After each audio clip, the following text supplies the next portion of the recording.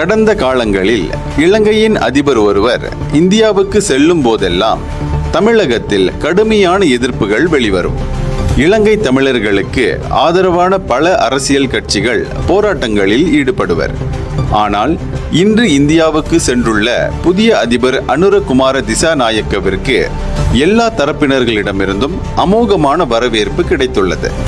ராஜ மரியாதையுடன் அவரை இந்திய அதிபர் திரௌபதி முர்மு, பிரதமர் நரேந்திர மோடி உள்ளிட்ட பலரும் வரவேற்றனர். சீன அமெரிக்க தலையீடுகள் அதிகம் நிறைந்துள்ள இலங்கையின் கடந்த கால அரசியலுக்கு மத்தியில் அனுரகுமாரவின் முதல் பயணமாக இந்தியாவை தெரிவு செய்வதில் நிச்சயம் சிறந்த ஒரு நோக்கம் இருக்கும் என இலங்கையர்கள் கருதுகிறார்கள்.